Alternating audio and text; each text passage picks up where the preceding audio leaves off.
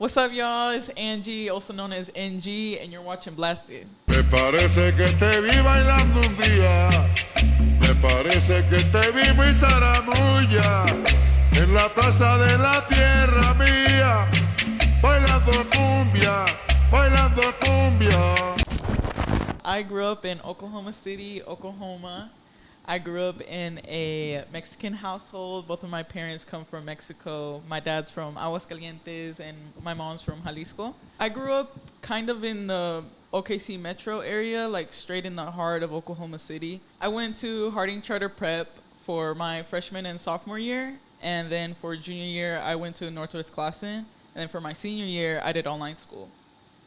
When I was in Harding Charter Prep, that's when I was like pretty much depressed, because it's a pretty prestigious school, and I had a reputation to follow because both of my brothers were straight A students, like teacher's pet kind of students, you know. So when they knew that I was coming in, the third Santillan, they were like, oh, and it's a girl, she's gonna be so nice. And which I was, like, I was respectful to my teachers, but I was definitely more I was a big talker in class. I didn't get straight A's in class. Like, I failed Algebra 1. I had to retake Algebra 1. Which both of my brothers, they're super smart. And by the time I was in high school, I knew that I could do art really well. So I just knew that that's what I could do. And everything else, I just sucked at it. And I was a terrible test taker, so my grades were just bad because of that. Every time I would try in school, I would see my grades get better and stuff, but since I was really focused on art, and I would tell myself, I don't need all that. What am I going to need that for, you know? And so I would be really rebellious about, like, the things that I should know and whatnot, but now I look back at myself, I'm like, you should have just paid attention in school. You could have been a bit smarter right now. So from what you can remember, what type of person were you in high school? From what I remember, apart from Harding, like I said, a lot of that time was I was just depressed and trying to get by in school. My rock that carried me was art for sure, because my art teacher were like this. Like, she even has my location and everything. She knows what I'm up to in life. I try to, like, update her every once in a while. Shout out to Miss Krat. That's my girl right there. And she really held it down for me when I needed somebody to talk to while I was going through it in school. During lunch, I would go upstairs to go draw with her or just kick it with her. But for the most part, anybody that went to school with me knows that I was drawing a lot. During class, if I wasn't paying attention, it's because I was probably drawing or sleeping. But yeah, honestly, like I said, I was really friendly with most people, so I would just draw, be kind to people, just try to be nice to people. How did you get introduced to drawing? So I got introduced to it when I was in 7th grade. I was watching anime because my cousin Fatima put me on, and I would tell her, like, why are you watching that stupid stuff and all this? But then I got into Attack on Titan, which just completely changed my perspective on anime, and I completely fell in love with it. So we started to draw anime characters together, and that's when I saw that I had pretty much a talent for drawing, because I was like, hey, these are kind of looking really good, you know? And the moment where I realized I could draw was when I drew, I forgot what character it was, but it was just a face. And I was just referencing off of a laptop. And then once I was done with it, I wanted to see how close I got to it, and I put it right on the screen, and it was almost identical. Like, just almost like every line was almost right there. And I was like, hey, I could do something with this. And that's when I realized, okay, cut the singing, cut all that. You know, I grew up going in choir classes and all that stuff. So once I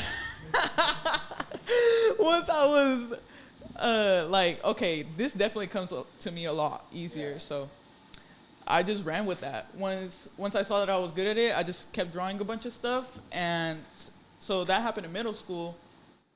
And my friends would start noticing that I was drawing more, so they would tell me like, oh, draw this cartoon. So I started drawing cartoons from there. Yeah. And then that's when I thought to myself, drawing cartoons is pretty fun. I eventually want to do like my own cartoon, kind of like Mickey Mouse kind of deal. And I just told myself, okay, so let's be an animator. Let's like work towards going to school to work in animations with Disney or Pixar. Like I wanted to aim high pretty much. Yeah. All my life, like I always just wanted to aim high with the career that I was doing. So when I thought that I could sing, I was like, I'm gonna be famous. I'm gonna be a big pop star, like knowing damn well, like, you know? So when my perspective changed that I was gonna do something with art, I just aimed high, like with that. And in my mind at the moment was Disney or Pixar. Like that would be really big and cool to work for. Then once I got into high school, that was my thought process that I was gonna go into school for animation. But then I started taking like higher art classes to practice drawing in general, just all the fundamentals about it. And then I got into realism. And then once I got into realism, I got into portraits, like just straight up into portraits. And then I was like, okay, nah, this is what I want to do.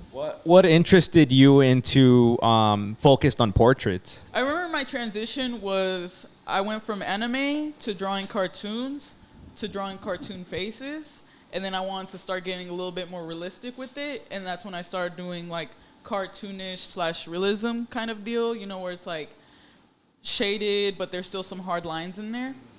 More illustrative still. And then I guess just wanting to challenge myself better, like challenge myself more with the realism aspect. Just how real can I get this face to look? And yeah, I guess just the challenge of trying to make it look as realistic as possible is what made me fall more into portraits. And next thing I knew, I was into just realism, period. And I stopped doing cartoons. I stopped drawing anime. I pretty much lost the love for that, to be honest. Yeah. Is anyone in your family artistic? My mom, she grew up drawing as well, but it was more so just a hobby thing. She has this one little drawing when she was 15 years old, and it was just this doll drawing. And it's actually really cute. And she told me she wanted to do something with it, but she was more so into like hairstyling and stuff. But that's who I got it from, was my mom. And then I actually have like uncles that are like craftsmen. Like I have this uncle, I don't know what, like second uncle or whatever, but he used to make sombreros. Okay. So I had family members that used to be like craftsmen. So like artisan, I think is that the word? Or something yeah, like that. Yeah. I never met him, but my abuela, she would tell me about him. So, you know, somewhere along in my family, there's been somebody that likes the art of something. But personally, I don't know any family member that is into it as much as I am. Yeah. Mm-hmm. But once I got into art, my mom, she's always been supportive. But my dad, he just more so saw it as like a hobby. He never like took it serious or anything like that. But he would try to be supportive when he would see my drawings and stuff like that. But once tattooing came into the picture, nobody fucked with that. My brothers didn't like it. My mom didn't like it. My dad didn't like it. My teachers didn't like it. My family in Mexico, because I go to Mexico like every year. So when I went down to Mexico and told them, you know, I'm going to be a tattoo artist now, everybody was like, what? Who are you learning this from? Because nobody in my family has tattoos. Nobody in my family grew up around tattoos or anything like that. Like growing up, them seeing how I started to dress. Like in middle school, I started listening to SPM and DJ Screw and all that stuff. So then I started wearing baggier clothes. I've always worn my brother's clothes, which they hated. But once I started kind of listening to more music like that, that's when like I actually found out about like Chicano culture. So I grew up more around Mexican traditional culture, but Chicano culture was unknown to me. So I had to discover that for myself and realize, oh, I'm a Chicana. Like I knew what that was, but I didn't know it was like specifically a Mexican American, you know? I thought it was just another word for a Mexican. Yeah. So yeah, once I got into all that Chicano stuff, my parents would be like, "Who's teaching you these things?" Because we sure did, for sure didn't, you know. Especially my dad. He hated me wearing baggy clothes and all that stuff. Now he's cool with it. Now he's accepted me for who I am, but he still here and there tells me, "Why don't you wear dresses and heels and all this stuff?" Which I like as well, but What you do? yeah, I've seen a photo of you on Instagram. Yes, And I was like, who is that? I try to switch it up a little bit Yeah. here and there, but for the most part, this is like baggy tee, pants. You know, baggy pants is where I feel the most comfortable for sure. Oh, hey, as long as you're comfortable, hey, Yeah, it's a free country. You can wear whatever you want. Yeah, you know? exactly. But yeah, my parents didn't like that at all. So when I came out with the whole tattoo thing, they were really like, "Oh, she's just going downhill," like, you know, like what's going on? But yeah, What happened after high school? during high school is actually when I started tattooing. I started tattooing when I was 17, and I was a junior still whenever I got my apprenticeship.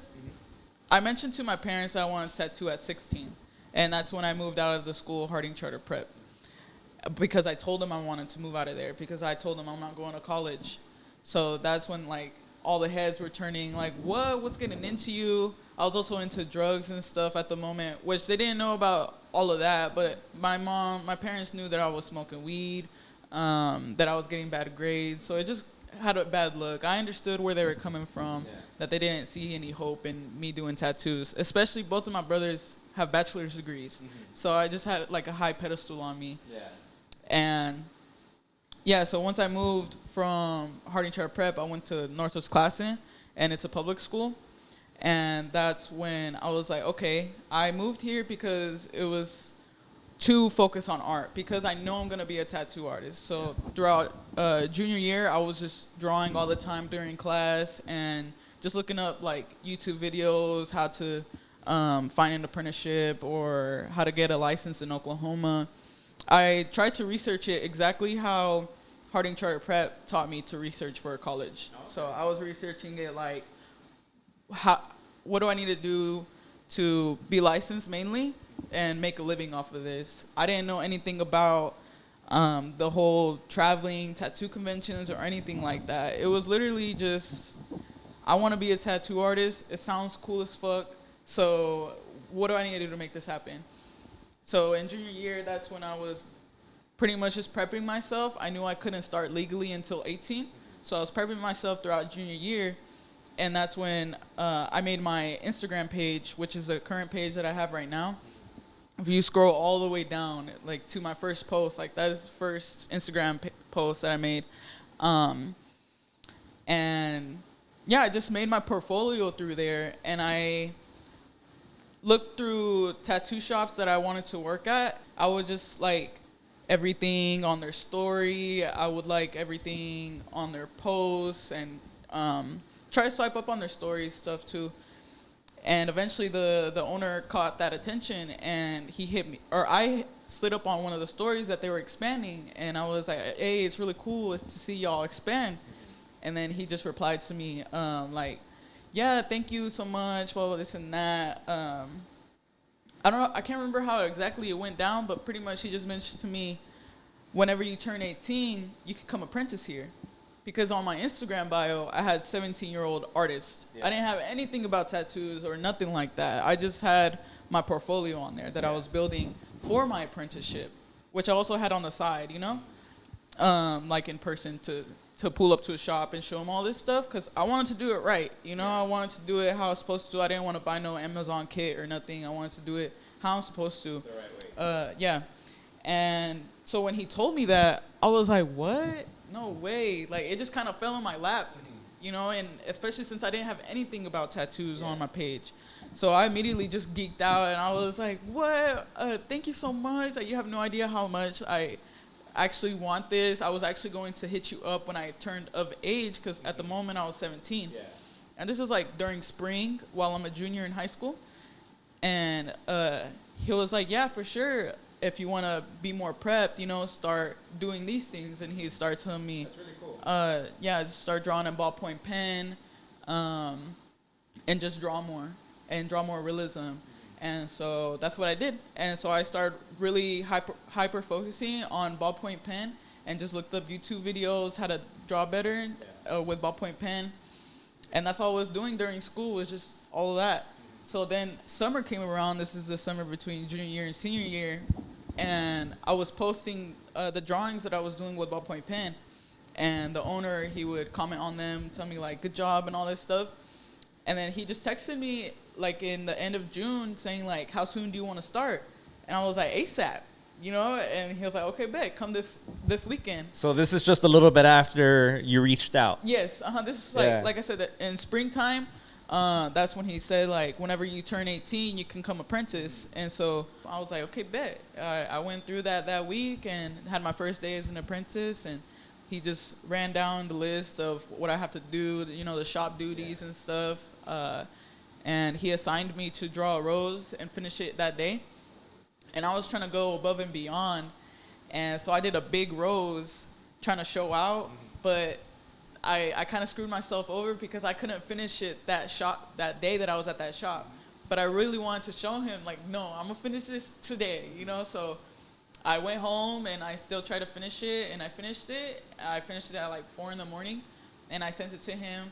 And then, the next day he just assigned me another drawing, and it was like nothing. Like he was like, okay, yeah, good job for finishing it in a day. And I was like, man, I just poured my heart into this, but it's okay, you know. You were expecting for him to be like, oh my God. Yeah, like, good job and all this, but you know, it was a humbling moment. Like, okay, you don't need to be applaud all the time just for something that you're supposed to do. Yeah. So I liked the challenge and stuff.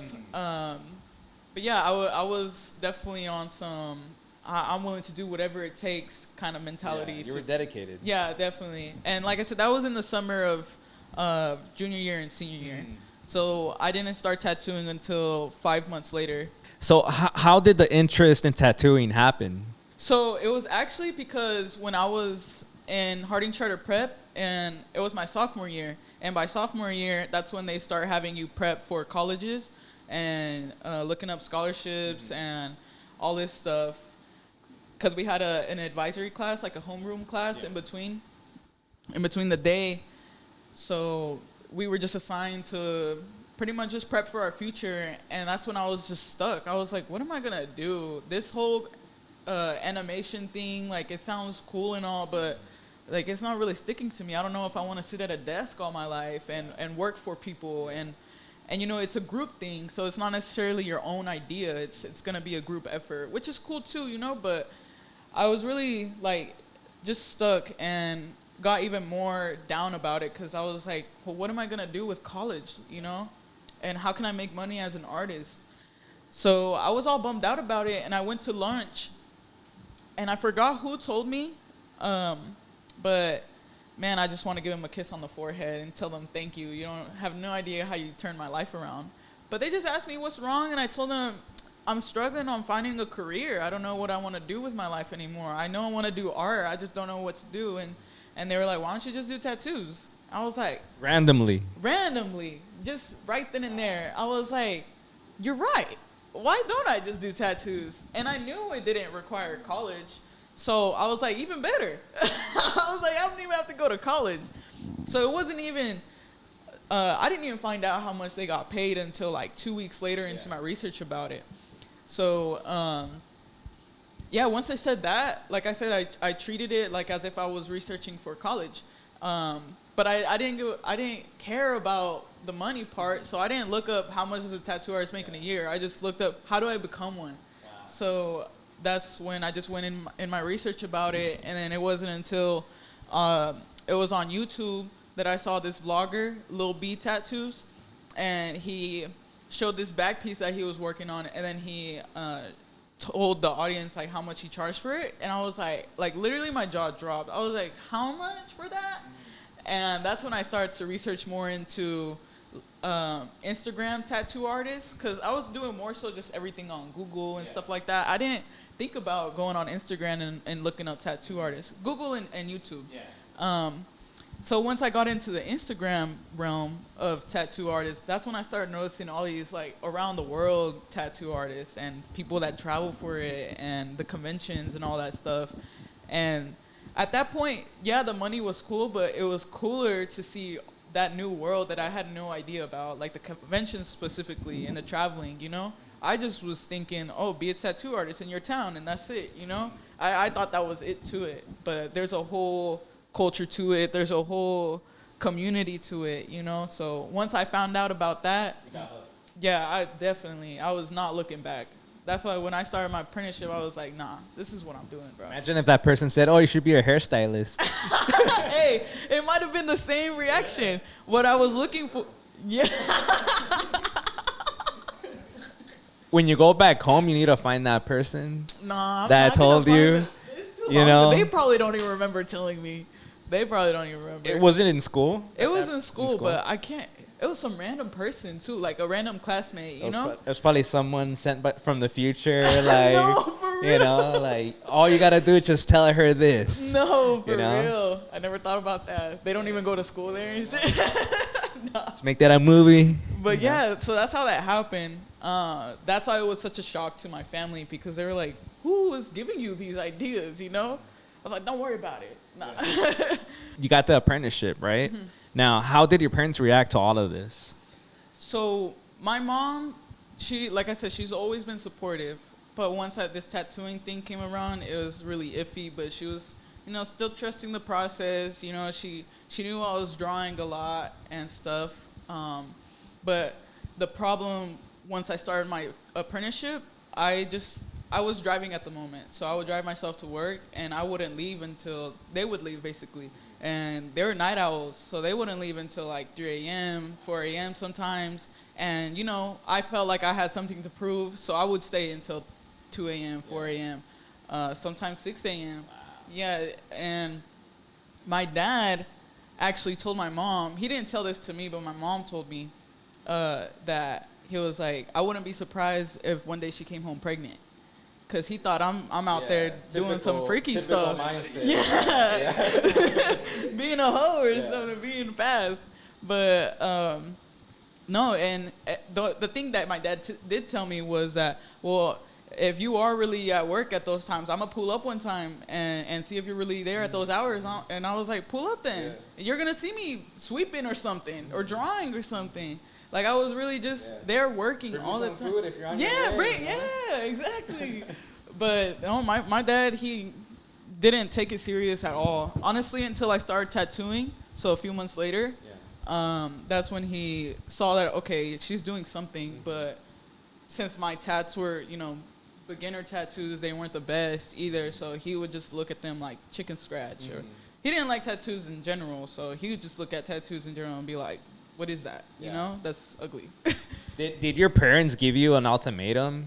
Yeah, my dad, he told me, like, he was going to kick me out if I did it. And I told him straight up, like, okay, kick me out then. I would, for real, be on the streets if, like, that's what it takes for me to continue this journey that I want to do. Like, I was headstrong about it. Like I said, my brothers didn't think I was, like, making the right decision.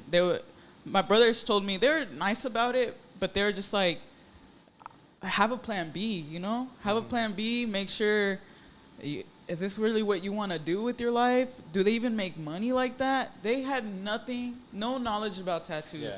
So I don't blame them. And like I said, I don't blame them because the way my life was looking at the moment, I was failing classes. I was high all the time. My mom would see that, and I was also doing Xanax bars. So I think she thought that it was like I was high, but I was actually like high off of Xanax and stuff. So that's why I was always sleeping in class too. Like I was just up late. I was sneaking out of the house. My mom knew about that stuff too. So it was just all bad. It just had a bad image, you know. So I don't blame them. But my dad, even without him knowing that I smoked weed, knowing that I was getting like sneaking out, because my mom would hide it from him, knowing that he would get me. Have your bag. Yeah, she would have my bag, but she would threaten me sometimes, like, I'm gonna tell your dad, you know, and I'll be like, no, please, you know, he'll give me a whooping or something. But even with my dad not knowing all of that, all he knew was that I wasn't doing well in school and that I wanted to do art for my career. And he just saw, he knew I wasn't going in my brother's footsteps. He would always tell me, why can't you be more like your brothers? Why can't you be more like your brothers and stuff? And so that would make me feel really like depressed as well, because I obviously wanted the approval from my parents. So it brought me down a lot, but I didn't let that get to me. I was like, no, I know for a fact this is what I want to do. It just felt so right when that person told me, why don't you just do tattoos? Like, I instantly knew that's exactly what I need to do. So I was like, I don't care what gets in my way, I'm gonna make this happen. And I know I'm gonna be successful for it, like with it, because like I said, with whatever career I had in mind to do in my life, I knew I wanted to aim high for it. So when I knew that I wanted to do tattoos, I was like, I don't know what successful looks like in the tattoo industry yet, but I know I'm gonna be that, you know? So it was really difficult to manage my emotions from time to time during my apprenticeship and while I was learning, because the support wasn't there. But mainly from my dad is who I wanted the most approval from, because that's who I got the most disapproval from. So when he would tell me these things like, I'm gonna pull up one day and check on you, I'll be like, check on me, you know, check on me and meet my mentor, you know, or meet my coworkers. Did he pull up? Nah, he never pulled up. Nah, that fool all asleep, you know, swearing. But they met my coworkers one time before we went to a convention, because I was going on a road trip with them. So he just wanted to see like who I was going with and whatnot. But yeah, it was really discouraging knowing that my dad never really saw like the vision, you know, for it. Like I said, my mom would just kind of just try to be there for support. And that's why I actually never got kicked out either, because she was like, ain't nobody getting kicked out. You know, she's staying here. You're tripping, you know? So, like, shout out to my mom. You know, she's always been there for me. She's always been supportive, you know? Maybe a little side eye here and there, but she's always been there for me. But my dad it took a lot longer to get his approval from tattoos. Now you've been tattooing for a few years, right? How long have you been tattooing for now? About to hit 5 years, October 1st. And what do your parents think now? Now they love what I do. They're so proud of me, you know, and I knew it was eventually going to get to that point. My brothers are also proud of me and what I do. They all showed me off. My dad, any chance he got, he would show like, because he used to have a restaurant, so whenever people would come in and they had tattoos, even if they looked ugly, he would just be like, oh, my daughter's a tattoo artist and stuff. But he didn't start acting like that till I got good at tattoos. Same with my my family, like the rest of my family. They weren't supportive about it until I got good at it, until I started making money out of it. But in the beginning, like with all the free tats during the apprenticeship hours when I was working for free especially, they just thought I was just wasting my time. Let's go back to the apprenticeship, right? So he tells you, hey, all right, cool. Let's make it happen. So you show up. What was your apprenticeship like? So yeah, he would just have me drawing all the time. And like I said, I was trying to prove something. So he would tell me his sleepless nights at the shop. He would tell me, oh, I started tattooing at 17 too. And this is what I was doing. So I was like, okay, you know, I'm gonna do that then. I'm gonna show him like I want it just as bad as you did. And he would also tell me like, boosting me, you know, you're a young prodigy and all this stuff. So that really helped like my confidence at the moment too. So I was really like, yes, I want it all. And so I would just be at the shop as much as I could. I was there like 7 days a week. As much as I could be there, I was there. And that's why my parents were also like kind of iffy about it, because they're like, you're going there for free. They're not paying you, you know? And I'm just telling them, like, trust the process. This is what I got to do, you know? I got to earn my stripes. But they're like, what stripes are you talking about? But, yeah, so it wasn't typical apprenticeship. Like, I didn't have to, like, build my own machine or anything like that. You know, this day and age, it's actually pretty easy to learn how to tattoo if you put in the effort, you know? And like I said, it's going to show in your work if you love it or not, you know? So on honestly, before I started tattooing onto real skin, I only did one practice hand, like on fake skin. And I just tattooed the fingers and I tattooed swear because I would always say swear. So I put swear and I freehanded it in Old English letters. Yeah. And at the moment, I didn't even think I could do lettering. So, like, I was pretty proud of myself when I did that. And then on the top of the hand, I did a rose. And once I finished that rose, I was going to tat, like, the side of the hand. Because it's one of those pound of flesh hands, you know? But that's when my coworker, Sam Chavez, shout out to Sam Chavez, he was like, I would let you do your first tattoo on me. And I was like, what, for real? Like, right now or what? And then he was like, I mean, yeah, if your mentor says it's cool. And so I, like, ran to him like a little kid, you know? And, I mean, I was a little kid. But I ran to him. I was like, hey, Sam is saying, like, he's down for me to do my first tat on him. Like, is that cool? And he was like, yeah, if you feel ready, go ahead. So it was just a random-ass day. And you never tattooed? I never tattooed on real skin. The only practice that I had was on that pound of flesh hand. But my coworker, my homie Sam, he was boosting me too. He was like, I mean, it looks a little messed up right here, but for the most part, it looks like you got it down, you know? Like, he saw the potential, and so did my mentor, you know? So I did this AK, I did this cherub, like line work cherub, and it's holding an AK. And yeah, I did it on his leg right here, on his calf. Everybody was watching me at the shop. It was so nerve-wracking. My hand was literally shaking. Like, he took a video of me while I was tattooing. So I have a video of me doing my first tat, and you can see my machine, like, shaking and stuff. But even then, I'm glad I did it that way because I had a Cheyenne Hawk pen.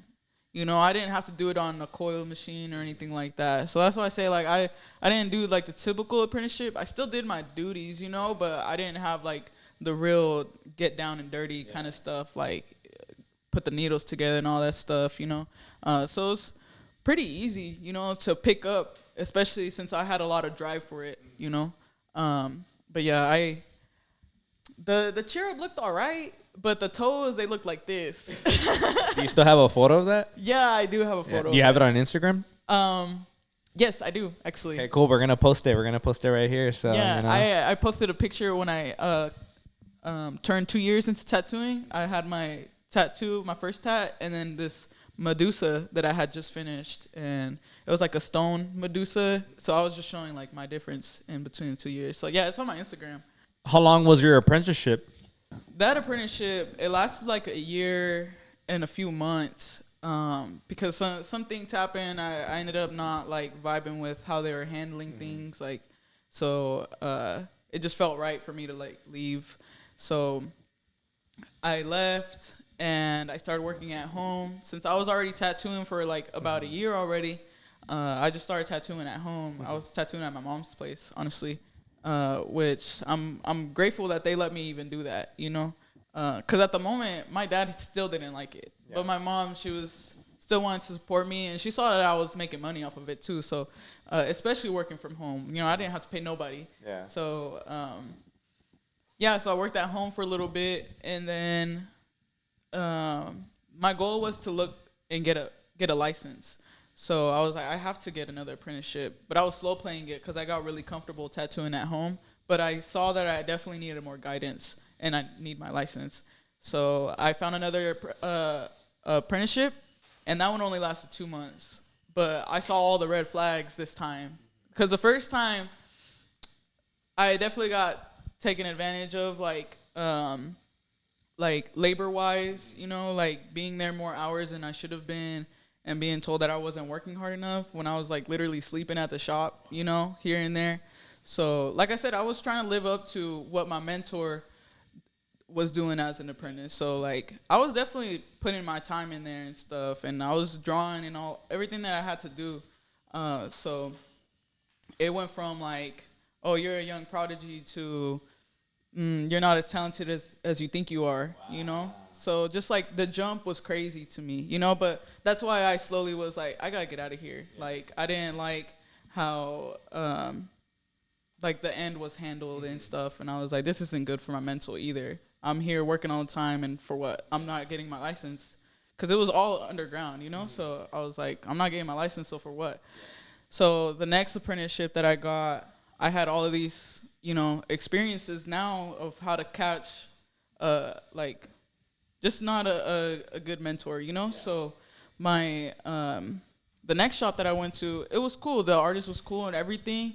But he tried to get me on a contract, like, once I started my hours. Because in Oklahoma, you have to do, log in 1,500 hours, and then you take a test that you have to pass with, like, a 70% or higher. Wow. And if you don't pass it, after 3 times, you get 3 times to do it. If you don't pass it after that 3rd time, you have to redo your 1,500 hours. So, I mean, there's people that fail that first time and then take it the second time, you know? Is it like that here in California? I don't think it is. I think here you just get an apprenticeship. And then if you work in a licensed tattoo shop, you just need your bloodborne pathogens and, like, your first aid license and stuff, which is super easy to get. Like, literally, just get it online. It's super quick. But in Oklahoma, you need your bloodborne pathogens, your first aid, and your CPR licenses. So I had to log in 1,500 hours, then take my test, and then the passing date of your test, a year later, that's when you get your license. So it takes about 2 years to get your license. Tattooing didn't even get legalized in Oklahoma until 2007. Yeah, like it was illegal to have like a tattoo shop. I think they were like under like makeup artists, I think, like microblading. Yeah. I can't remember how they did it, but there were still like underground tattoo shops. But it wasn't until 2007 that you could do legal tattoo shops. So it's pretty like growing more in Oklahoma City. Yeah. But for sure, we got some OGs that like in the city that, I was running a shop before this shit was even legal, you know? So that's cool. It's cool that we have like some people in Oklahoma like that too. Shout out to all those tattoo artists in Oklahoma. Yeah, for real. So yeah, so you get the second apprenticeship, right? Right. So I got my second apprenticeship, and he was like, okay, you got to do the first month to prove that I actually want you as an apprentice. So I was like, okay. But I already had that drive in my head. So I was like, I've been done this before, you know? So I just... From the streets. So I just did everything I had to do. And they were building out a shop too. So he had me doing like labor work on the other side of the shop, like removing the stick and peel tile. Mm-hmm. But once I looked back at it, like afterwards, I was like, this fool just wanted me to do that just for nothing. Yeah, like just to see if I would do it, you know, like hazing me a little bit. But he gave me this like spatula kind of thing to literally try to like scrape all the peel and tile off. Like the stick it, yes. And so like, you know, not all of that was sliding off easily. Some of it was like stuck on the floor. So I was jamming it. And I did it like one little piece, you know, in the entire like floor. And my mentor was all like, oh, like, wow, you're really showing your work ethic. You know, you really want this, don't you? And I'm like, yes. And then I had a boyfriend at the moment. So, I went home and because I was living with him. And he was like, how's work? And I was like, man, I was doing this. And he was like, there's a whole machine that you can rent out and it just scrapes it off. He was like, why was he making you do that? And I was like, I don't know. Like, he just told, like, and then, so the next day, I told my mentor, I was like, hey, they have this at like, Lowe's. At Home Depot. Yeah, Home Depot. You can rent this out for. And he was like, oh, really? What? I didn't know that. But what, like, in the moment, I was like, yeah, you didn't know? It's probably just being cheap and, hey, I could get, Yeah, for me, for free. Yeah, exactly. But once I look back at it now, I'm like, nah, that fool knew. He knew he could rent that shit out, But yeah, then he tried to boost me too by saying, man, I tried to do it myself, Angie, and try to get as much space as you did, but I couldn't. You were really putting in work, huh? And I was like, yeah, I was. Like, add it to your resume now, yeah, exactly. But yeah, so I was doing all this extra stuff in the first month trying to prove that I deserve my hours to be logged. So then I start my second month. No, he actually told me 2 months. So then I start my second month. He's like, okay, yeah, everything's going good. The artist. You here mentioned the like you. contract. Yeah. So towards the end, once I proved that I deserved my apprenticeship, and he was gonna put me on paperwork to finally start my hours. He was like, okay, you know, we started it. We turned in the hours, or we turned in the curriculum that you have to turn into the health department, and you just show like what the mentor is gonna teach you and how your hours are gonna be divided. So that got approved. He got approved to be a mentor. I got approved to be an apprentice. And I logged in 1 week of hours. And I was like, wow, like I'm finally doing it. You know, like next year I'll be a graduate apprentice and I could tattoo. Because as a graduated apprentice, you could tattoo on skin, but your mentor has to be there. But once you're a graduated like apprentice in general, that's when you have your license. You could do whatever. But yeah, so I was really looking forward to it. I was like, wow, everything's going great. And then he sticks out this contract to me, and he was like, yeah, so I'm going to need you to sign this 3-year contract that pretty much states if you choose to leave within this 3 years, then you owe me $6,000. And I was already paying him $6,000 for the apprenticeship, which was another thing that I learned. This was the second realization that I had, that I was like, I don't need to be paying $6,000 for an apprenticeship, you know? Because I thought I was paying for, like, the knowledge and everything. But, you know, I look back and I'm like, I mean, he taught me how to paint, which I'm super grateful for. He taught me how to paint with oils. Okay. But tattooing-wise, like, me knowing what I know now, like 5 years in, I'm like, fool, you was charging $6,000 for that kind of knowledge, you know? So now I look at it like, oh, hell no. Like, any person that tells me in Oklahoma that they're paying, like, so there's some people that like charge $10,000 for an apprenticeship, and that is so unnecessary in my opinion. Honestly, I don't, you know, no offense, but I don't think anybody in Oklahoma should be charging $10,000 for an apprenticeship. I don't think anywhere, unless you're like Nico or something. You know, like you really got something to show and you really got like tricks up your sleeve type deal. But man, Oklahoma, you charging 10 bands like, and for an apprenticeship, and I started at 17, so you know I had support from my parents. You know, like I didn't have no real bills like that. But there's older people that want to be apprentices that have to pay that. You know, they got kids, they got families to feed, but there's still mentors out there in Oklahoma that charge that, and it blows me. I try to, anybody that tells me like, hey, for advice, you know, I'm telling them, don't sign no contract. You know, unless it like, it depends. But for the most part, anybody telling you to sign a contract is BS. Anybody trying to charge you more than $4,000.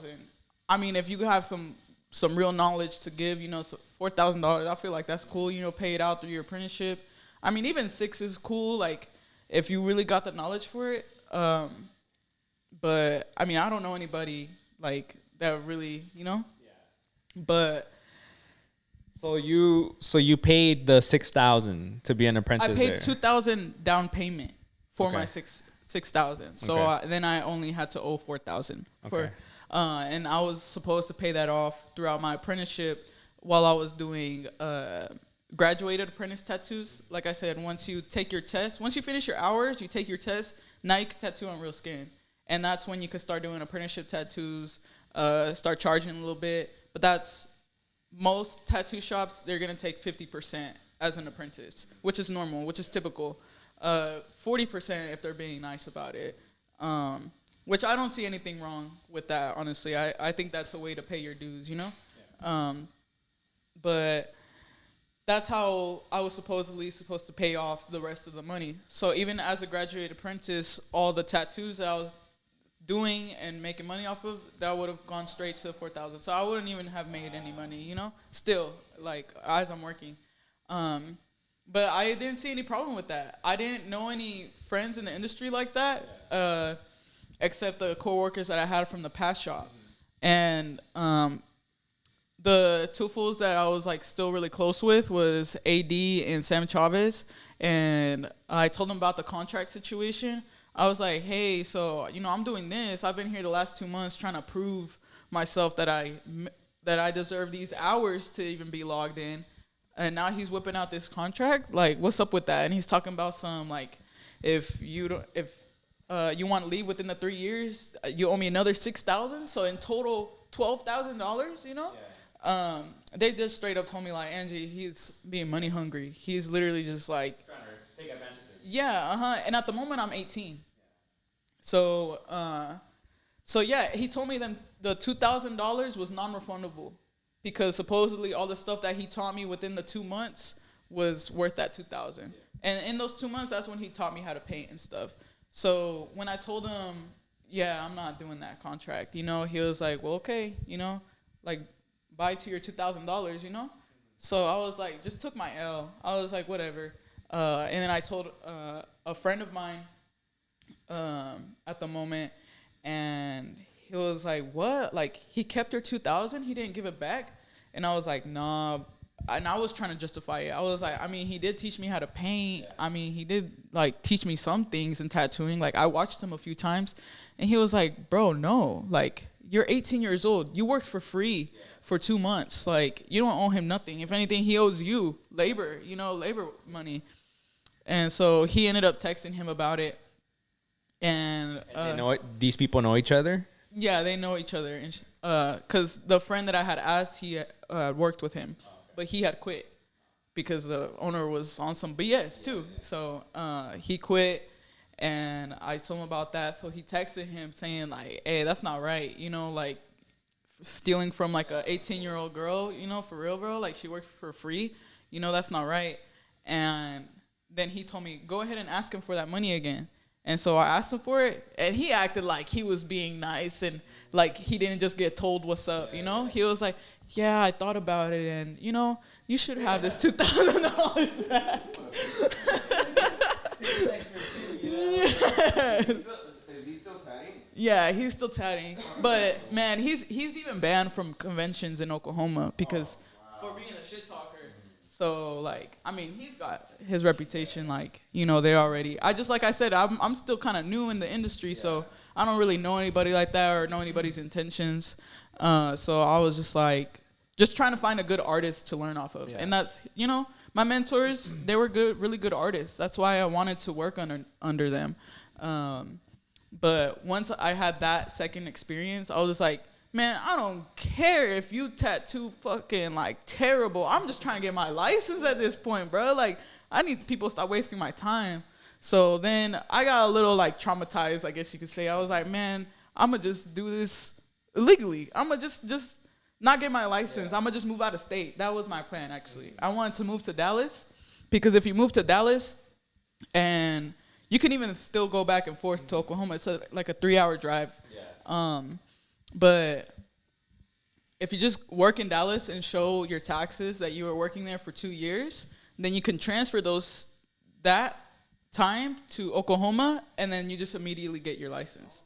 So that was going to be my plan. I was going to go to Dallas, start an apprenticeship over there, and start filing my taxes that I'm a tattoo artist. But, you know, I was going to move back and forth. That way I could, like, still make some money in Oklahoma. But by the time I was going to make that happen, I got introduced to another mentor. And in the moment, it just worked out for me. I was just like, you know, it's here in Oklahoma, and he seems legit. He seems like he's going to take, like, good care of me as an apprentice, make sure my hours get logged in. And, excuse me. And, yeah, that's what happened. Shout out to Trigger, my boy. He really came in clutch with that. And he's the one that got me graduated, and I got my license with him. But he knew what's up. I told him, because I was working at home again after that second apprenticeship. Yeah. And I told him what's up. I was like, man, honestly, I've been having bad experiences. I was like, I'm not a bad apprentice. I just need somebody that's actually gonna log in these hours and not take advantage of my, like, labor and stuff. And he knew that I was a good artist because just from other artists that I've met recently. And it was actually Sin, my homegirl Sin. Shout out to Sin. She told Trigger that I was looking for an apprenticeship because she was going to do it, but you need to be a licensed tattoo artist for 5 years to be a mentor for somebody in Oklahoma. So she still hadn't hit that time yet. So she was like, I mean, you can apprentice under Trigger though. You know, he can. Yeah. And so I just pulled up. I talked to Trigger, and you know, we both fucked with each other. And he was like, yeah, I mean, I feel like I don't have much to tell you because you know what to do already. Because at the time, like I said, I've been tattooing, so I was already doing full day sessions and stuff. So I already had a portfolio of tattoo work. Good tattoo work. I mean, obviously, it still needs some help. Like, you know, looking back at it, like, I'm like, ooh, nah. But for the most part, it was good for the amount of time that I've been tattooing. So I already was a well-trained apprentice, and I knew how to tattoo. So he didn't really have to teach me how to tattoo or anything like that. And either, like, see if I was going to be a bad apprentice. Like, he knew I was going to do what I had to do. So, I mean, he just had me clean up his station whenever he was done tattooing. I would just clean up the shop, and there wasn't a lot of like traffic coming in, so honestly it stayed clean like all the time, and I would just have to pick up the phone sometimes, and he just let me draw all day. And I wasn't allowed to tattoo while I was doing my hours and stuff, but I was still working at home like on the low, you know, which I'm pretty sure he knew, but I'm surprised that you didn't give up after that second bad experience, because that, you know, some people would have just said like, you know, fuck that, like it's not for me. Yeah. You know, but you're very dedicated and you wanted it. Yeah. What was your next step after that? So that's when I kind of got in my funk, because for so long I was like, I got to get my license. I got to get my license. I got to get my license. So once I finally got it, I was like, okay, what now? And at the moment, my mentality was, I just want to get rich enough to provide for my family and build generational wealth. Like, that was my main concern, was me and my family. And I didn't have anything else in mind. I knew the things I wanted to do. I knew I wanted to travel. I knew I wanted to be a traveling tattoo artist. So I definitely had that in mind. But the more I thought about it, I was just like, I don't know, that kind of life seems kind of empty to me. And I didn't know what it was, because I was like, I'm blessed. I have everything that I could have. I have a great career. I work at a great shop. My family's supportive. I'm making good money.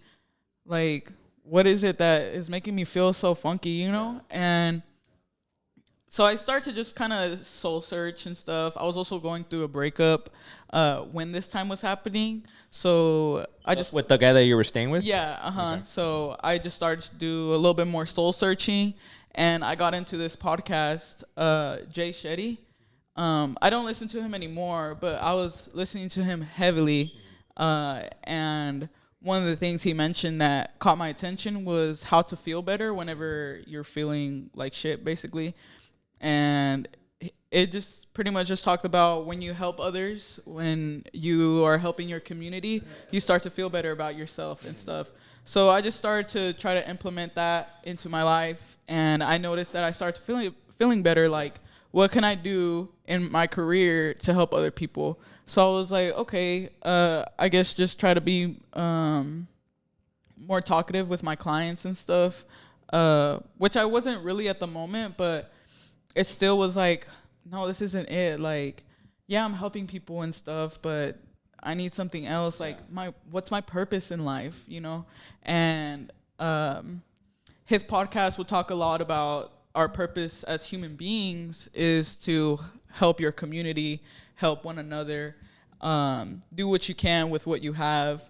And so I was like, okay, well, what can I do as a tattoo artist to help my community? And I forgot what other video I saw, but it was pretty much just talking about like putting your gifts into like into work, I guess. So I was like, okay, or no, it was helping like your little self. Like, what would your little self want? You know, like, be that person to your little self. And so that helped me, like, okay, I want to be that person to all the little versions, like all the little artists in Oklahoma. And instantly when I had that thought of, like, I want to be a role model to, like, little artists, a role model to, like, Mexican kids specifically that don't have the support from their family, that think their art career is not shit because it's not school. Like, I want to be that role model that shows like you can make a living out of this, be successful out of this, do like great things with this, as an artist. Because the more I got into the tattoo industry, I also met more mural artists and stuff. So it just brought me more into that realm and seeing other artists that were doing great, And I grew up thinking that, an artist, like, they don't make money. That's a hobby, What are you gonna do for school?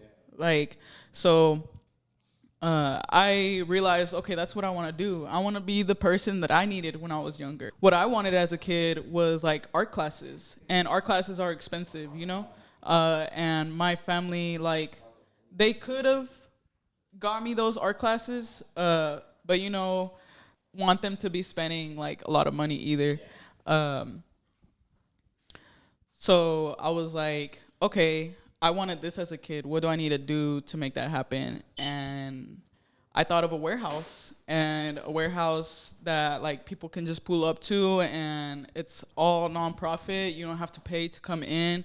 Like, mainly just focus on low income, like families, and just focus on the talent that in low income families that aren't pushed because they don't have enough money for art classes, or they don't have enough money for photography classes, or all of that kind of stuff. Yeah. Like, just fine arts in general. I just want to focus on that. Like, focus on fine arts, and show families that there's a career that you can make out of all of this and stuff, that you don't need school, but still push that. Don't make it to the point where it's like, oh, yeah, you're failing school, so what? But look, you're really doing really cool art, Yeah, that's true. But no, I want to make it to where, like, the guidance that I also need, kind of like my art teacher, like, she was making sure that I was like still on my stuff, but also putting love into my art and making sure that my mind was in the right headspace for all that stuff. So just kind of all in general, like, focus, like a warehouse, kind of like a community center, Okay. How they have ones with like sports and stuff. I want to do one with art.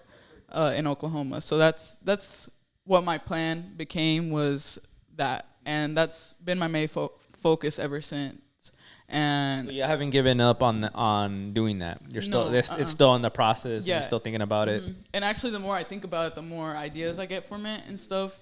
Like, I want to make it to where I can have like big art shows in it. Like, I want a warehouse where you can fit a plane in it, kind of warehouse, like a big one, to where I can invite my friends from out of state and they come into Oklahoma, The plan is to grow Oklahoma to a point where you don't have to go to Cali to be in the Chicano culture. You don't have to go to New York to find a big opportunity in production and all this stuff. Like, no, you can find the opportunity here in Oklahoma and build and, leave if you want to, but like, Oklahoma is cool, like, you could still stay here and it's not a dead end. It's not like such a small town that, you can't make it out here, just change the perspective in that, because like I said, growing up, I thought Oklahoma was boring, but now as an adult, I see everything that is cool about it, and I see that it's growing. So I just want to help that. Just help the next generations grow up in a cooler Oklahoma. Things that I wish I had and stuff. Cool. That's pretty cool. What type of work do you want to focus on? I already made a post that I'm only focusing on booking portraits and custom designs and lettering, because that's what I want to focus on. Is I want to make my own original designs, and like just an example, like Kindamo, and like, who else? Well, that's the first person that comes to mind. But Elvia, she also does her own custom drawings and stuff like that. But yeah, I just want to get to that point to where it's just my style, and people just book with me because they just like how my tattoos look. People will know just from looking at your work. Oh, yeah, that's Angie. Yeah, exactly. So I want to get to that point, and so my booking in Oklahoma, I mainly want to focus on that. Right now, like I said, I felt stagnant, so I want to kind of work backwards and focus on my portraits again, because I was focused on them for a bit, but then I kind of like backed away from it and try to focus on more lettering. And now I feel like I found like a cool little balance to where like I'm like good in both. Lettering, I don't feel like 100% like confident in, but I do feel confident in it enough to where I can take in a freehand piece and do it freehand. It'll just like stress me out a little bit. But portraits, they don't stress me out at all. Like honestly, like people ask me like, what's the most stressful part about a portrait? I'm like, nothing. Honestly, for me, like I love doing them. The challenge is what makes me like it. And I know for a fact I'm always gonna do a good job, you know. So now though, like I said, I was feeling stagnant, so I just want to go back again to my portraits and just focusing on that and slowing down a little bit, slowing down on the amount of work that I take, and just come more prepared to work, to be honest. I still have the bad habit of coming in late to work. I still have the bad habit of designing day of and stenciling day of. I think a lot of artists do that. Yeah, for sure. And that's why I think it's okay. But for me specifically, I've learned that that doesn't work for me. And, you know, not the same thing works for everybody. That's why I thought it would work for me, because basically every tattoo artist does that. Like most tattoo artists that I know, stencils day of and whatnot. But, I mean, even like Elvia, like, you know, she's already known for her work and stuff. And the day of my appointment, she was stenciling it, you know. So, but I don't know. I feel like for me, it's just a big-headed thing, like where I get a little too confident about it. I'm like, no, I'll whip this shit out like real quick, you know, before they get there. But then I wake up late, and then I don't whip it out quick, and then I'm actually like 2 hours into my appointment, and I'm like, you know, especially when I know what I'm gonna do, especially when I know I'm gonna be doing this certain portrait. Like, I would like to have that stencil done before I show up to work. If it's more of like a custom design, then yeah, I'll be more lenient to myself and be like, okay, like you can stencil it when you get there. But for the most part, I want to get to the point where I have everything prepared and stuff. And yeah, by the next time that I come back, I want to have all of that fixed, because I had that plan for when I came here. I was like, okay, when I go to Cali, it's grind mode. Like, I'm going to wake up earlier. And I was, like, that first month, I was getting here like earlier and stuff, but then I started slowing down, and then I started getting here later, and then like everybody here started knowing me as like somebody that works late, which is what I'm known for in Oklahoma, that I work really late, and work really long hours too. Yeah. And yeah, I just want to, you know, tying up my professionalism and stuff like that before I come back. And make that happen, that most of the work that I do is either custom or like a portrait lettering. Let's talk a little bit about how you could explain your process of tattooing a portrait. Maybe for someone that wants to get into portraits, you could give them some tips, some advice on your technique. So something that I started doing in between my career, I stopped having 5 ink caps, and I do 4 now, because I noticed that with the 5 ink caps, I would always use my light tones. And a struggle that I've like had throughout my tattoo journey is that I never go dark enough, or my tattoos heal like really light.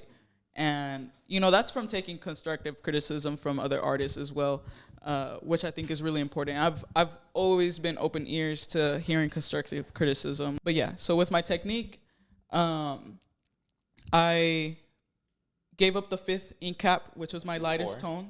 Yeah, so now it's 4. So with my lightest tone now, I just go super light whenever I need to go super light. Like the weight of my hand changes to when I'm like trying to saturate that tone.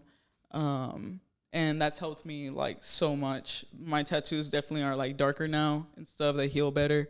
The blacks too. So packing my black correctly, that's what changed my tattoo game, to be honest, is like not being afraid to pack black, not being afraid to go darker. So with my 4 ink caps, I do my darkest tone, which is just straight black. And then I do 75%. I just eyeball it. 3rd cap, I do, depending on the ink cap size, I usually do like 13 to 17 drops, depending on the ink cap size. And then my last ink cap, for the most part, no matter what ink cap size it is, I do like 5 to 7 drops. And then I keep it to that. And then I just fill up the rest with water. I try to be open on hearing like different ideas and stuff, like use different inks, use different dilutants and stuff. But that's been my main setup. My main setup. My main setup. The person that taught me how to get darker blacks was Adrian.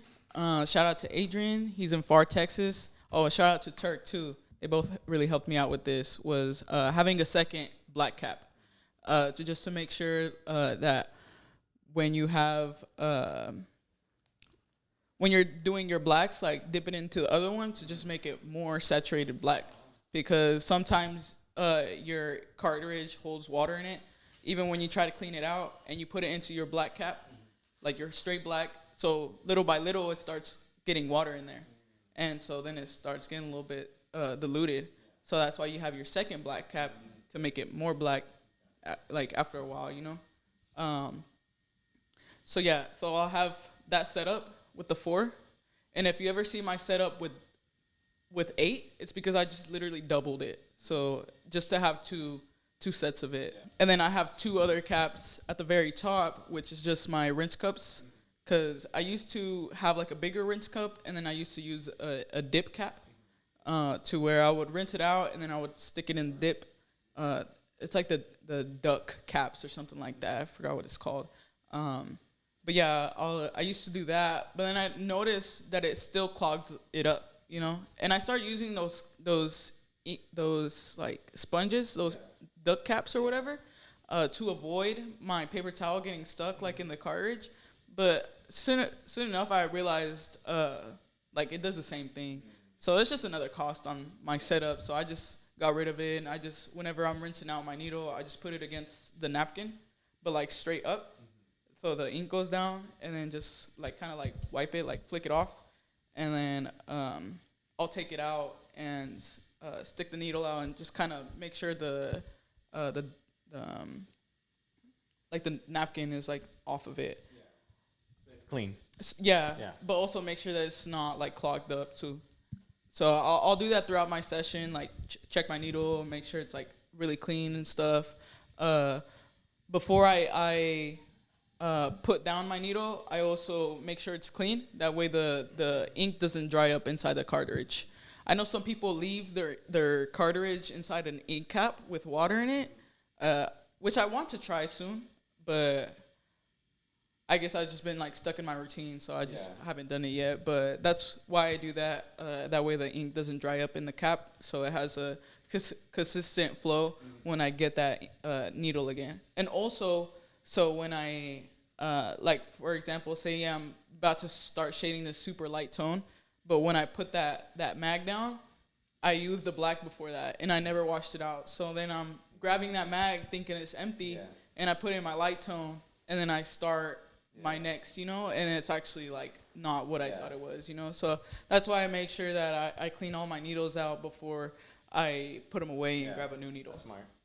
Yeah, so I do that. So I have my 2 black caps, my 4 ink caps, then my 2 little rinse cups. Oh, I do the 2 ink caps because one is for the first clean, and then I'll clean that out. And the second one, the more clear one, is just to make sure that it's like clean.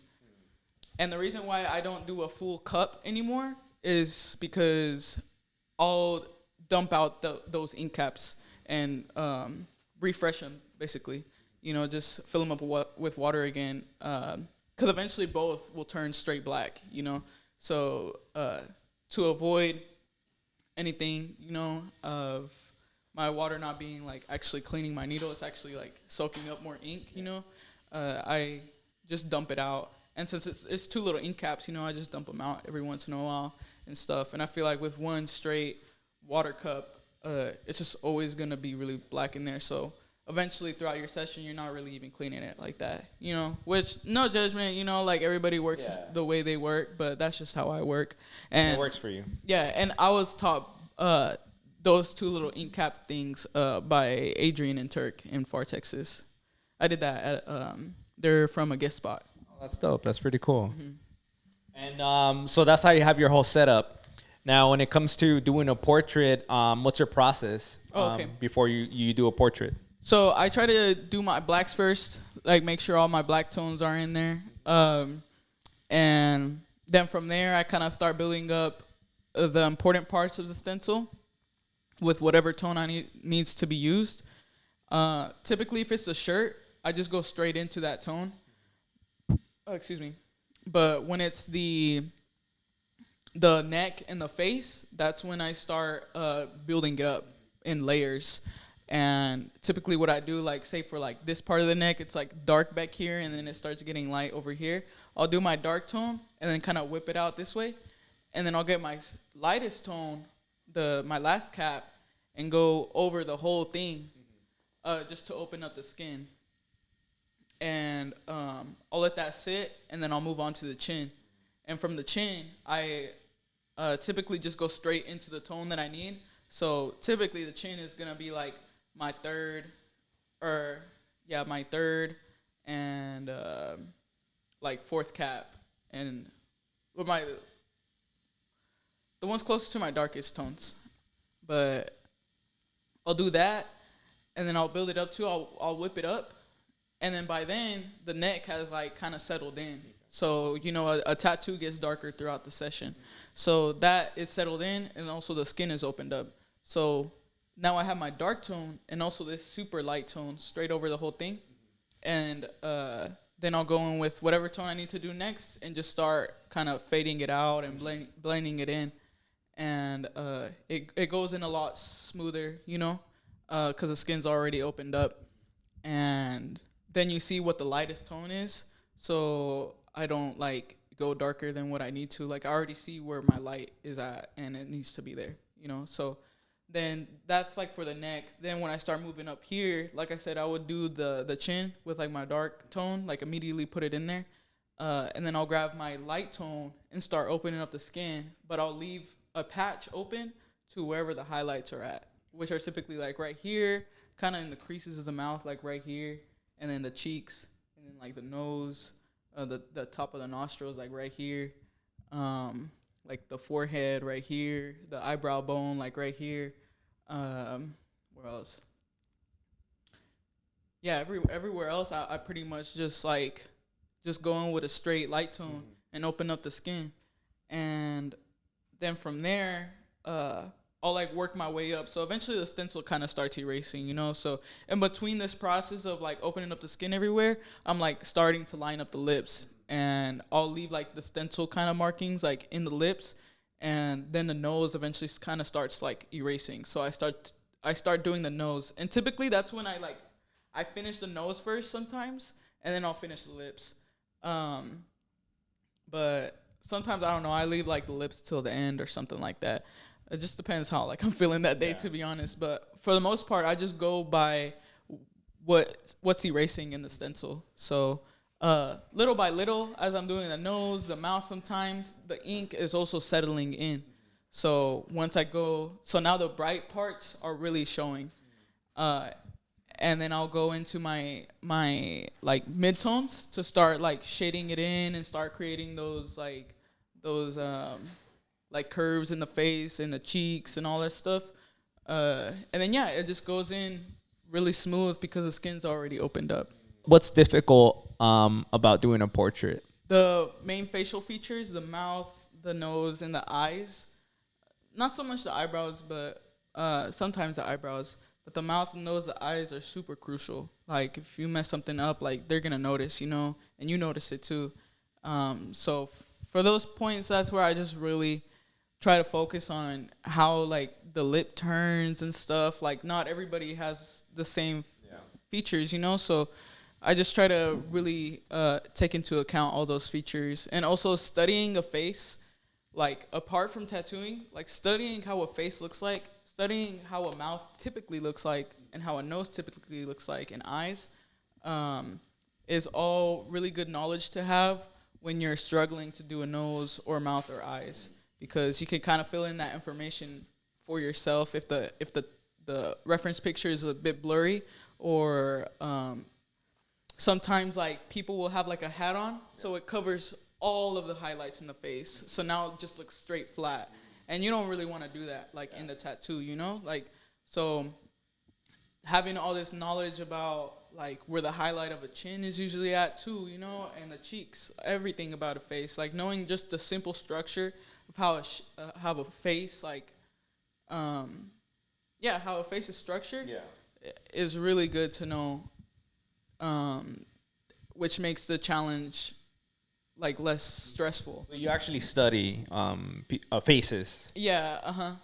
And you have a book, right? Yes, I have a book that I slept on for a minute, but I recently picked it up because of my homegirl Ileana and Elvis. Shout out to them. And the reason why I even picked it up was completely apart from me wanting to study faces again and like get better at like realistic faces. It was so I could start making my own faces, making my like my own designs and stuff. But yeah, studying that book really helped me a lot more. But I didn't learn from the stuff that I knew from portraits, like before I opened that book, was just from like studying faces from school or YouTube, you know, or even just looking at different faces in general, like just looking at like how everybody's features are different, but also seeing in what parts are they the same, you know, like typically like at the ends of your mouth, like it's not gonna be just a straight line across. Like usually there's like this line here, and then like it's like shaded, you know, here, because it has that little divot from your mouth onto the cheek. So like whenever I do a mouth, at the ends of a mouth, I try to like shade a little bit right here, even if it doesn't have it in my reference picture. But just because to me it just makes it look more like hyper realistic and stuff. And those are the things that you can't typically see in a picture, but you know it's there like in real life, you know. But those are the kind of things that I like do when I confidently know that I'm not like morphing the picture too much, you know. But yeah, that book was definitely helpful once I did open it. Like my portraits, the understanding in my portraits definitely like. And we're gonna post better. A photo too of the book, so you guys could take a look at it and you know, hopefully get it and study from it. And yeah, that's really cool, and I think that's very important that you do that. You know, you take your time to actually understand facial features, structure, you know, the whole works. You know, and it's working for you. Like I said, I'm pretty sure people are looking at your work right now, and your work speaks, you know, for everything that you're doing. Let's talk about your equipment.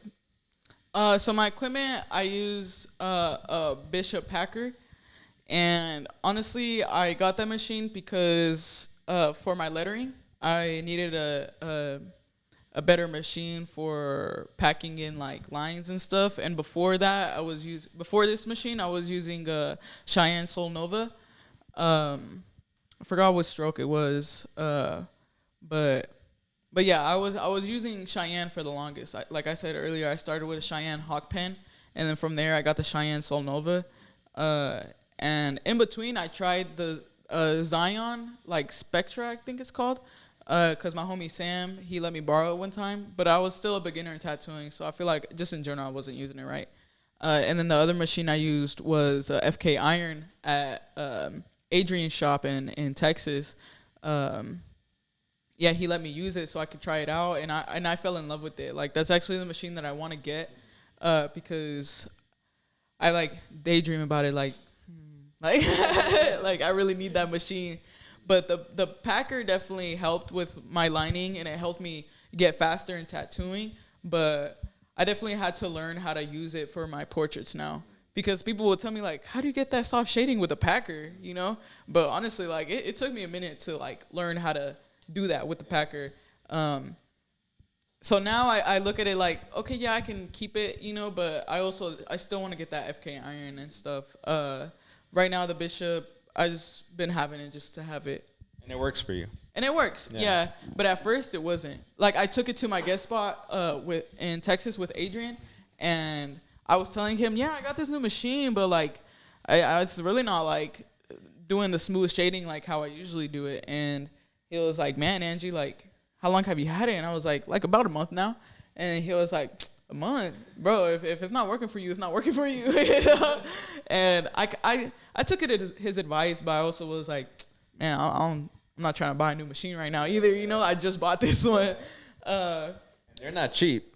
Yeah, no, I mean, this one, my homegirl Miami from earlier, actually, she was selling it for $800, I think, or $600. One of the two, but either way, it was way cheaper than what it's actually like costs. Like she gave me the 2 batteries, the machine, with the big grip on it, and then the little suitcase, travel suitcase with it. Damn, the whole deal. Yeah, the whole deal, bro, the whole deal. So yeah, shout out to her for that steal. But yeah, that's also why I kind of kept with the Bishop, because it helped me with the lettering and it helped me get faster. But now to me, it's just what I'm using right now. But I really want to get the FK iron, and since I know I got better at tattooing, I know I could like use it better, you know, too. So, and I'm like, man, if I taught myself how to get smooth shading with the packer, you know, I could adjust to something else, you know, especially if I like it already. So, yeah. That's cool. What kind of needles are you using? Right now I use Quadrant and Da Vinci. My homie Eddie from San Antonio, shout out to Eddie. He put me on to Da Vinci needles, and I've known about Da Vinci needles, but I just kind of always slept on them. And I've always been told about bug pin, and I don't know why, when he brought it up, it just like had more emphasis on it. Like, bro, you really need to get bug pin. You know, it's a game changer for that soft shading. And he let me borrow some when I was at the guest spot at Prestige Collective. Shout out to Prestige. But yeah. So he let me use some of the needles he had that were bug pin, and I was like, whoa, bro, these really are game changer. So, and like I said, I've been told about bug pin. I've been told about like what I need, what kind of needles I need to get softer shading, but I don't know, it just kind of go over my head every time. And I always had soft edge, like curved mags, but I never thought to get bug pin for some reason until, like I said, Eddie brought it up, and he was like, nah, bro, like you should really use these, especially for what you do.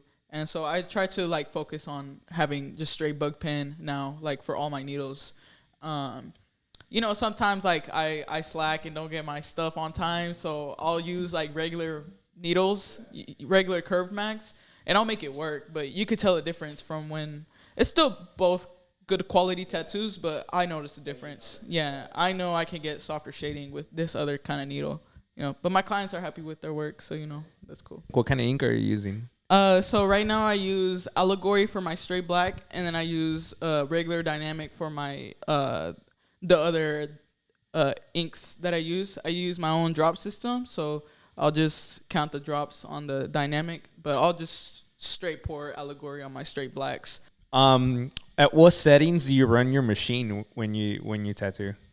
So before, when I was like making my tattoos super, super light, I was running my machine at like 6 volts, 7 volts. But then once I tried to get like darker shading and stuff and started being less scared about going darker, then I started upping my voltage a little bit and also going a little deeper. And that helped me a lot. So once I got into the packer, because I was doing 8 voltage on the Cheyenne Sol Nova, but once I got to the packer and tried to do 8 voltage, like it was too rough for me. But I don't know, for some reason I wasn't giving it up. Like I was like, no, this has to work for me. And so eventually, like it worked for me, and that's what I run my machine at like all the time. Actually, I always run it at 8. When I'm doing line work, like straight solid lines, I'll bump it up to like 9. But for the most part, I'm always running at 8. If I am doing like some softer stuff, maybe 7, 7.5. But for the most part, it's always 8. Always at 8 voltage. Yeah, hey guys, this is very important information. So, yeah, no, this episode's gonna be a long one, but like I said, everything that we're talking about is great information. So, I hope you guys are paying attention. Because like I said, she's an amazing artist. So make sure you guys, do your homework. I want to start like talking more, networking more with the nonprofit organizations and get more guidance on that. Also go to school. I want to go to school next year in the fall for business and marketing, and also to learn public law. That one's more, the public law mainly is for myself and stuff, just to be more knowledgeable and all that stuff. Very important. Very important. Yeah.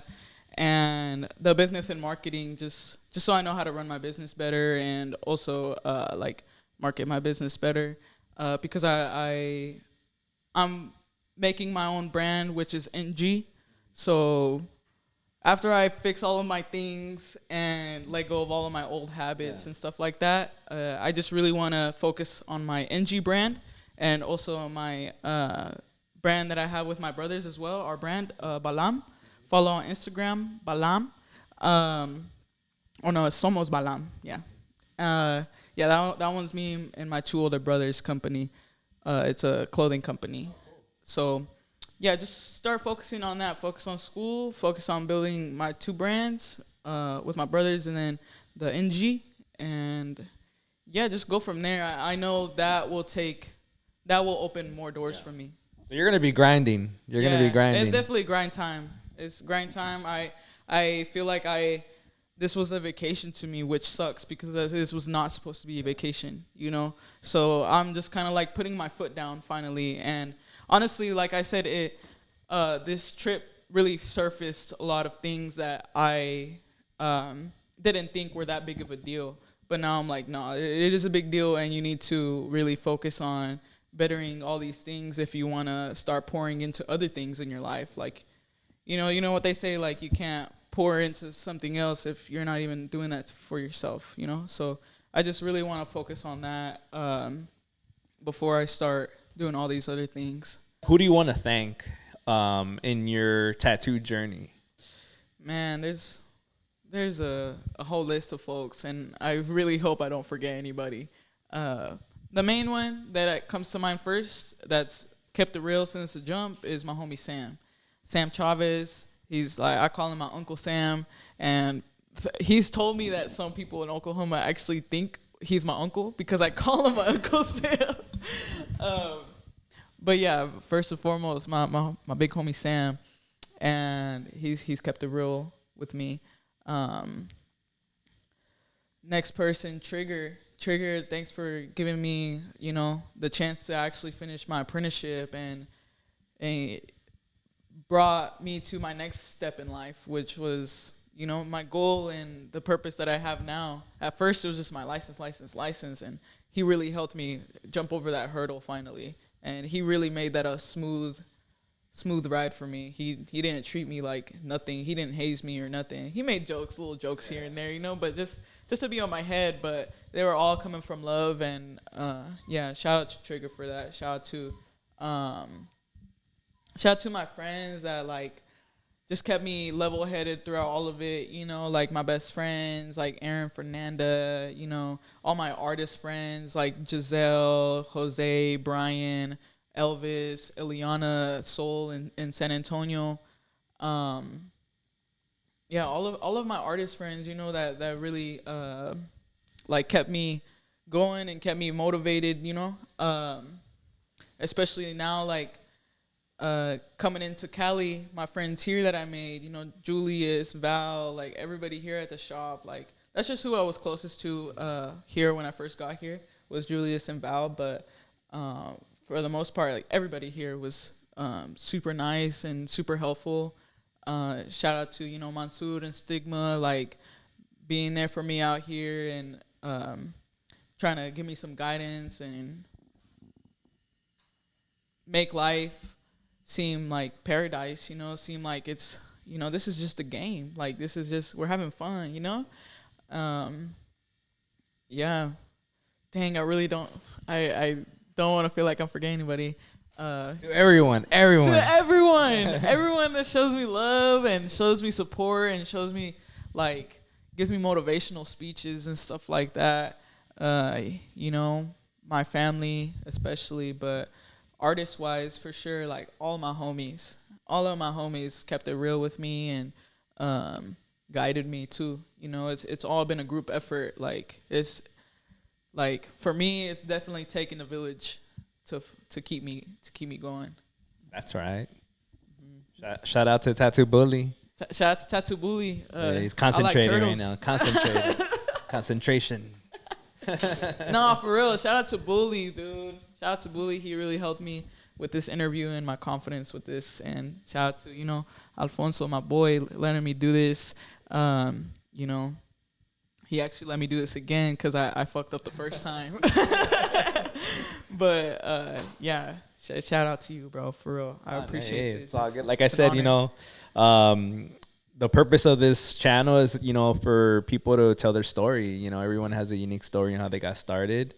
And I hope that in 30, 40, 50 years, you're going to be able to see this and be like, oh, damn. Like, you know, that was me. Yeah, I love that. And yeah, I think that's really cool, you know. So thank you for doing this and, you know, allowing me to share your story and, you know, give people advice. So I hope the people that are watching really listen and take their time to, like, listen. Yeah. And learn from this. Yeah, I'm also an open book. So if anybody has like a question to ask me, I'm always open ears and an open book. I'm always down to give advice, especially for apprenticeship journey, like in Oklahoma. You know, I know that struggle. It's not easy, you know, or finding the right mentor.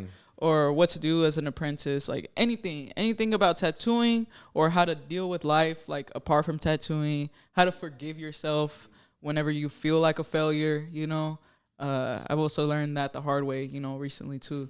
So, yeah, any questions, I'm always open to hear all of that. And I'm always. What's the best way to get in contact with you? Through Instagram or through my number. I have my number in my Instagram bio. But a DM is always, I guess, the easiest. Cool. Yeah, well, we did it. You did it. Yay! Yeah. Thank y'all for watching and listening to my story. Thank you, Alfonso, for giving me this opportunity again. I appreciate y'all for making it this far. If you have, like, comment, subscribe to Blasted Network. Stay tuned for more. And if you want to hit me up for some tats, get at me through my Instagram, ngtats_, or my number, 405-421-1767. And, yeah, thanks for listening. Peace. Un chingo de gracias.